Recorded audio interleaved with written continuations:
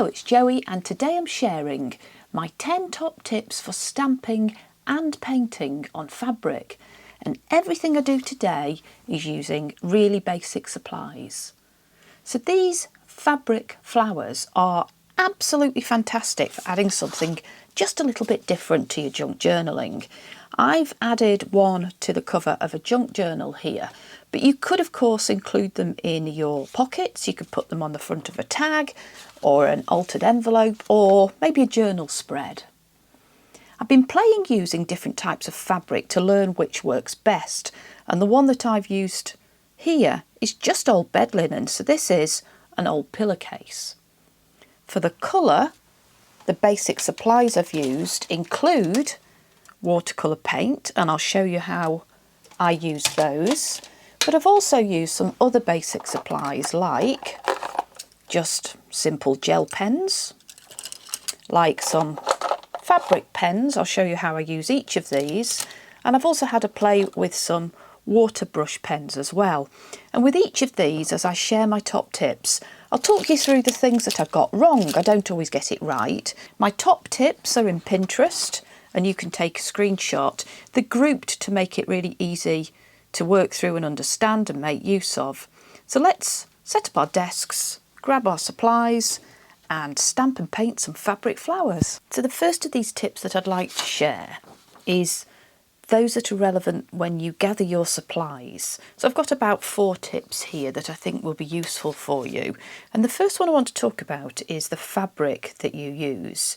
So when I was stamping on these pieces of fabric, I realised that there are some features that make it not just easier to do, but probably more successful.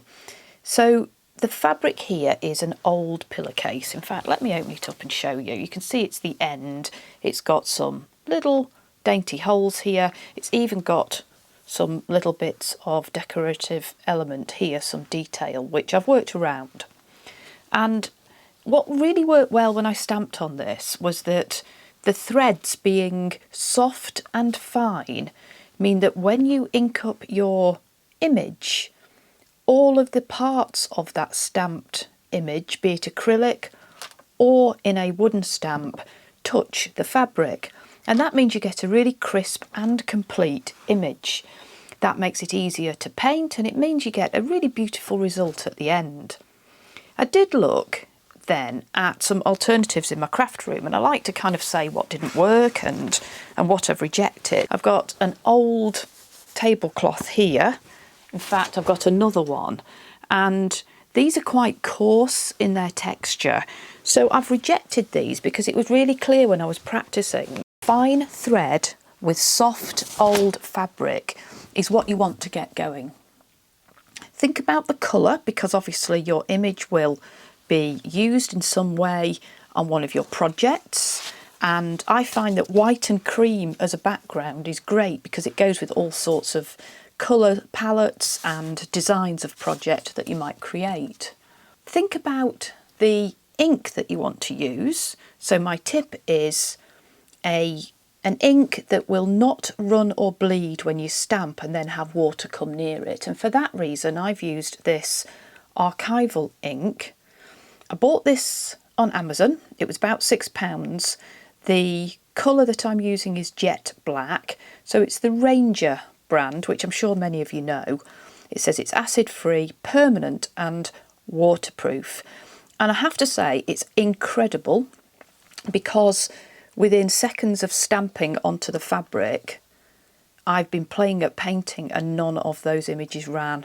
So maybe you want to use brown. A dark brown would also be really nice. I chose black. It's the first Ranger ink pad I've used and I'm really happy with it. And let me show you what it's done. So it's allowed me to get some really crisp images. So not only is the beauty of the stamp coming through, but I'm obviously benefiting from the fact that it's a really high quality ink pad as well. So I'm happy with that. Think about your water resistant ink so that you prevent colour bleeding when you colour in your stamped image. Another of my tips when I'm talking about supplies that I wanted to share is about the choice of things that you use to colour in. So I don't really know a lot about fabric stamping. It was all about experimentation, so I thought I'd actually try using some things that were probably not intended for it. These are water brush pens, so they've got watercolour paint in, but they come in the form of a pen with a really nice sharp nib. So I've had a go with those, and I'll show you little techniques, talk you through some different ways of using your supplies. One of the supplies I'm really excited to be able to share today as a tip to use is just basic gel pens. So if you've got some basic gel pens, I'll show you the tub that I have. I've tidied up in my craft room and tried to put gel pens together, and I want to make use of them, so I thought I'd use them in this project. So I've literally just pulled out whatever colours I fancied and had a go, and in pulling them out I've used some with glitter in, so I've got some glittery results, and I thought they were absolutely beautiful. Lovely shades of green, and I've got some glitter in the yellow there. You can of course use watercolour paints, and my well-used set of Arteza paints has gone down a storm in this project, although again I've got some tips later on for how to get best use out of them. And I didn't want to limit myself to just straightforward watercolour paints, so I've also had a go with my metallic ones. I couldn't resist using those. So get out everything you've got with colour in and see if it will work. And I did have a play with the most obvious, which is these are permanent fabric markers from Arteza, and they come in a range of beautiful colours. So I pulled out the greens and the orange and the yellows and a bit of grey. So hopefully that's illustrating the sheer wide variety of colour that you can use to put in your project. And the last tip I want to talk about in regard to supplies is the type of image that you use. So as you can see on my desk here, I've got both acrylic stamps and I've got some with a wooden back. Both of them are great for this project. I would say that the acrylic one just has a little bit of an edge when it comes to crispness, and that might be because when you press down you can squidge it just that little bit more, which means that you can get the black ink to touch in every part of the image. You can't see through, and maybe it's just a little bit harder to press down on a wooden stamp like this, but both of them do work. And I've got quite a few little stamps in this style with bits of botanical images on, with flowers. So here's another one, and I just think they're all fantastic for this project, for creating stamped images that you then colour. You can create different shapes, you can use landscape style ones, and I've even had a go with a really big image, and that was so much fun. I stamped and played with that one. So here it is. So I stamped on here with that really big image. I sat with it in front of me and had a go at colouring in. I also went a little bit potty and started playing with other stamps, so not necessarily botanical images, and I think I might cut those out and use them as well. And then I've got lots here to colour in and play with. So get going on your supply gathering, have a look what you've got in your supplies and see what images you might like to put on some old fabric. The next set of tips is all about setting up your desk or your environment for success. So I thought, why not give you a peek at mine? So the first tip I want to share is doing a little bit of homework to begin with and clearing your desk so that you can put your supplies around you. So give yourself the space to work. And the reason I say that is this particular project is great for using quite a variety of supplies, as you can see here.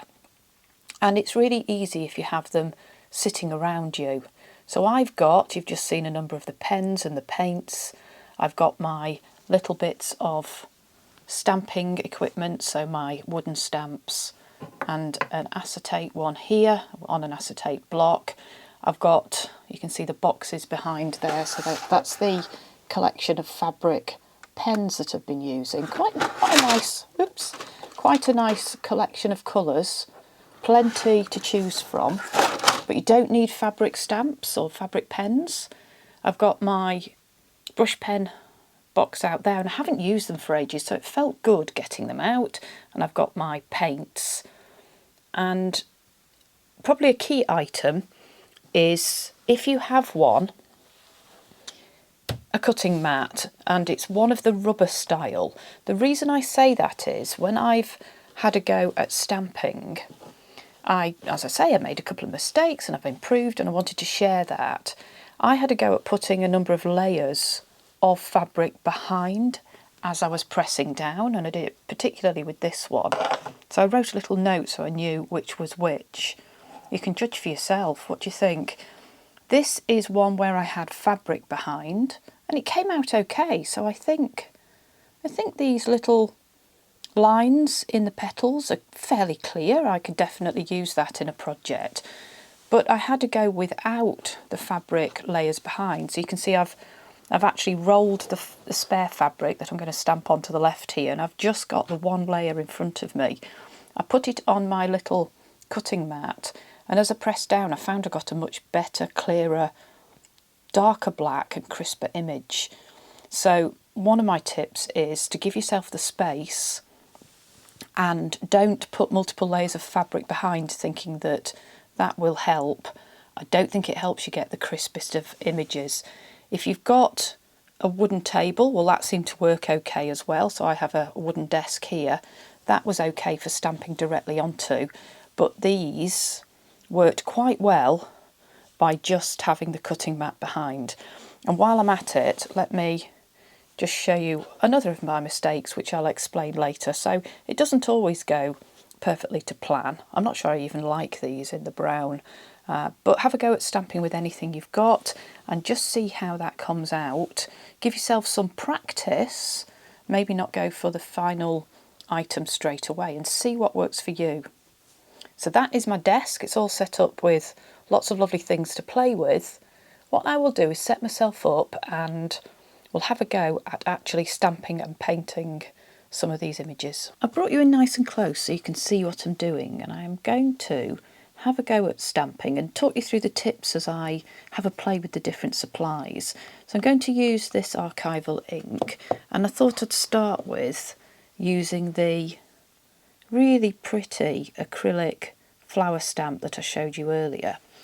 So I'm going to take my ink and just make sure that that goes absolutely everywhere on the image. And in fact, one of my tips is just being careful that even if let's say your surface isn't completely flat, you do get ink on absolutely every one of those lines in your image so you get the most beautiful stamped fabric flower when you've pressed that down onto the material. And that means for me just a few light dabs, and then I just look at it and check to see if I think there are any gaps. And the most likely place I find is somewhere in the middle. So I just put my finger on the pad, press that down, still quite gently. I don't want to squeeze ink all over the image. And the other tip I have when we come to stamp with this, there we go, nicely inked up, is to flatten your fabric properly before you press down. So before you go for your stamping, make sure it's flat, there's nothing underneath. And as I said before, a single layer of fabric and maybe a cutting mat behind, or just your desk. Let's have a go. So that can go down there. And I'm going to press firmly and evenly all over it. Make sure it doesn't move at all. You don't want any smudge. I can see through this acrylic block that the stamp itself is just slightly yielding to my pressure. So I'm making sure that I get every element of the image showing on the fabric. And then I keep my finger on it, and then I get hold of it and swiftly pull it up. So I don't touch any of the fabric as I lift this off. Shall we see how we've done? So I've got an image, and I know that already I will be able to do a bit of colouring and painting. So I think that's come out quite crisp. What do you think? The black of that ink is beautiful. and I would be able to, can you see? I'd be able to colour that very easily. So I thought what we'd do is play with the different colouring materials, and I can talk through the tips that I have for each of them. They're all just a little bit different, how to get the most out of each. So I'm going to have a play with maybe the yellows of these. So maybe some of these yellows. Maybe I could use some of the oranges too. So they will sit on the side. I've got a water brush pen. I haven't actually got water in the barrel, but it's a nice fine nib. I've got my water handy, and what I do is make sure that there isn't too much water on the brush. So actually, to begin with, what I'm going to do is dab a lot of it off like that. I'll go in with my yellow. Maybe it feels like it's meant to be a buttercup. I'm going to start in the middle of the flower, and starting in the middle means that there's less chance of bleeding along outside the edges. And I literally, with some fine strokes, go from the centre to the outside. That's good.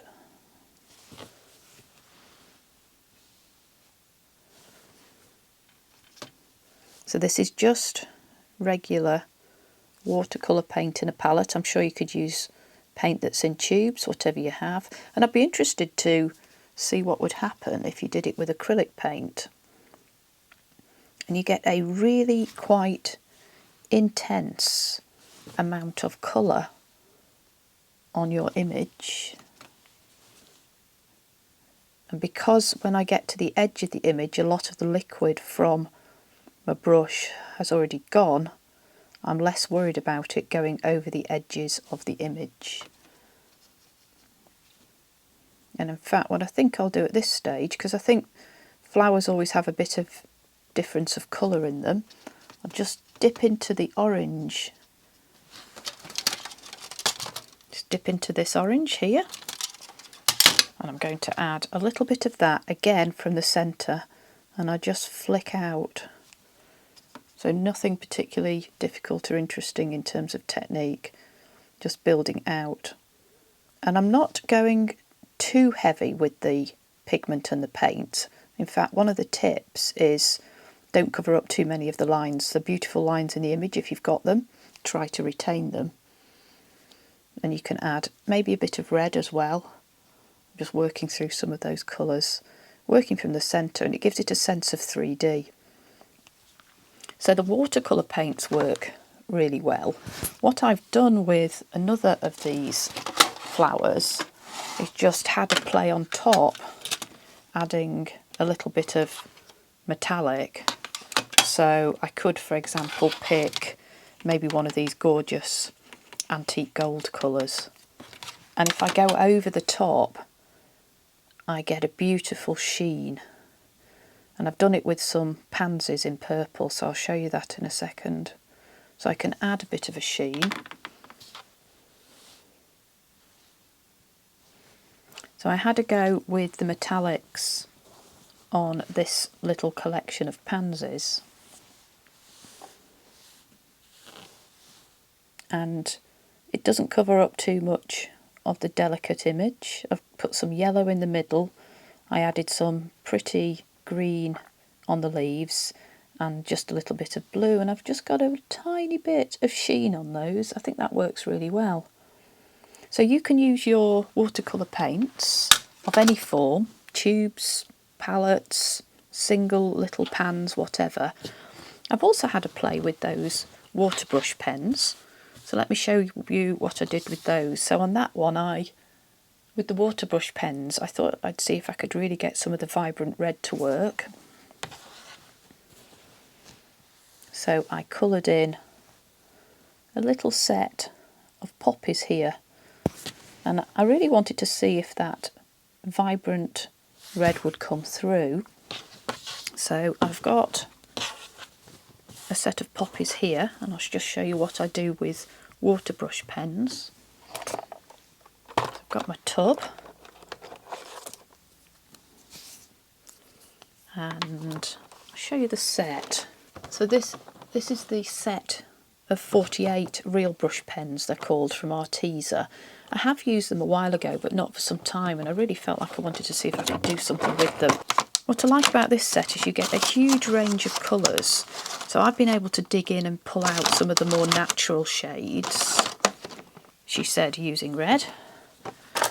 In my pot I have handy, as you can see, quite a few naturals. So I've got some browns and some yellows and greens.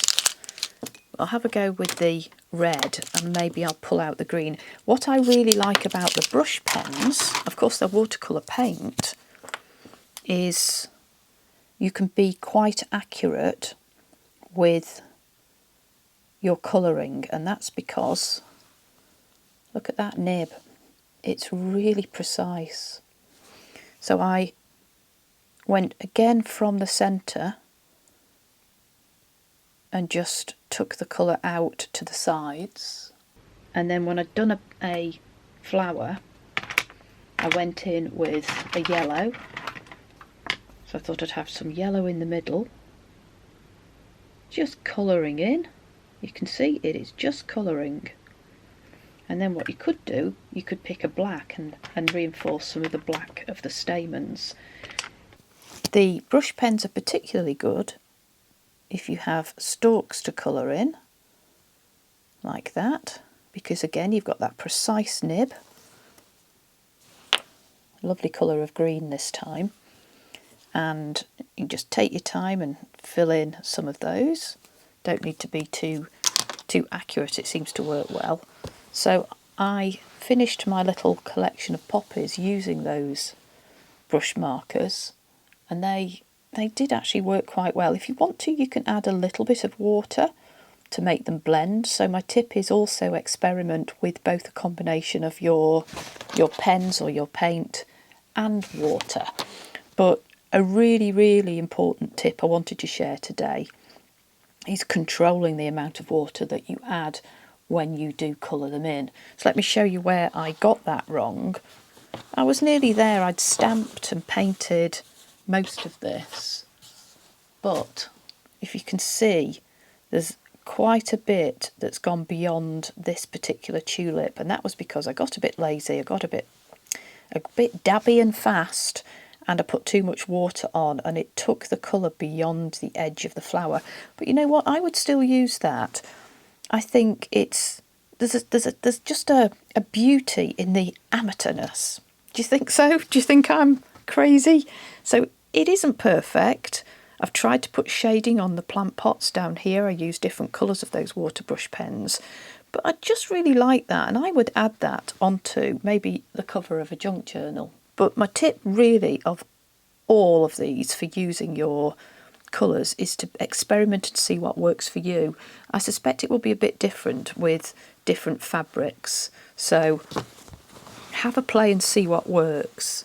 One of the most basic supplies that I wanted to suggest you have a play with today is gel pens, because I think many of us have them.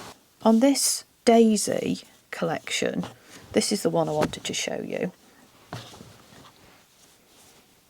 I've coloured in with no more than basic gel pens, and in fact they were ones with a little bit of glitter in.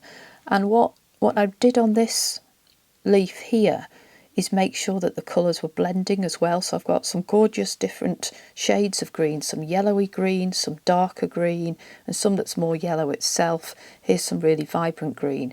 I even added some little glitter gel pen in the top of the flower up here. So shall we have a go just having a play with gel pen, and I'll show you how beautiful that is. So let's stamp a little bit here.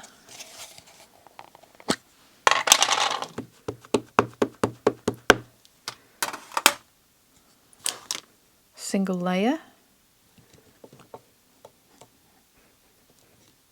pressing down everywhere. Let's see how well we do. That's okay. I've lost a tiny bit there. I was doing it rather quickly. Don't always get it right. Grab a few of my gel pens and I've got gold and I've got a really bright green. So you wouldn't expect to use a green like this really, would you, in some of our junk journaling? Let me start with the green and I'll show you what happens when we mix. So, gel pen, circular motions on a leaf, and it's a bit of an ugly bluish green at the moment. So what I do is take maybe a yellow or a gold and I go over the top, and it tones down the bluiness of that green, and it also adds a little bit more of that glitteriness, which I really like. And actually with gel pens it's very easy to be precise, so I haven't got the issue of bleeding with gel pens in the way that I had with the watercolour paints, and the issue with adding water, because I'm just literally using my pen. And it's very quick and easy and accurate. So let's just do a little bit of the yellow in the top of the daisy here. So I've got really vibrant yellow, neon. I'll just take my gold and tone that down a bit, circular motions on top, and I get something more natural. So even if you've got really bright colours like these greens, like this neon, you can still get something really pretty and build that up. The first of the flowers that I had a go at stamping and painting are these, and for these I did use just fabric markers, which you'd think would be the most logical thing to use. And I like the vibrance, and I like the fact that you can get these gradations in the flower. So I've done it in red, and I had to go with yellows and oranges, but I found it actually a little bit more difficult to control the bleeding. Maybe it was because I was a bit less practiced. But I do think the fabric marker pens work if you're interested, and you know that they're going to be fast. So there are supplies that you can use if you want the colour to be true and hold. And you can see here I've been able to get quite a lot of extra pigment in the centre and then less at the edges, just to give it that sense of 3D and bringing it to life. And my last collection of tips is about using your stamped images, and I would like to ask if it's possible that you share your ideas for how you would use your fabric stamped images in your junk journals, or how you even use them at the moment. You may already be creating them. Leave a comment down below and let's share our ideas, and also read what everybody else has as ideas. I thought that would be great to do. My tip is that you integrate an image into a collage, and I thought that would go beautifully on the front of a junk journal cover. So here I have glued it onto a vintage book page with some music paper here, a piece of neutral snippet which I made in a recent video when I was organising scraps. I've got an individual striplet here which I've been making from little strips of waste paper. I just go up and down with zigzag and running stitch. I've made them in all sorts of little bits of paper. I added a piece of that at the bottom. I've added washi tape for interest, and then the whole of this piece of book page is backed onto another to give it a little bit of a border. You hardly notice it. I did actually sew it on. You could just glue it. And that gives me the front of a junk journal cover. If you've enjoyed stamping and painting on fabric, then check out the video where I make these botanical tags. It's a step-by-step tutorial using lots of book pages and paint and some lovely textured supplies. I hope to see you soon.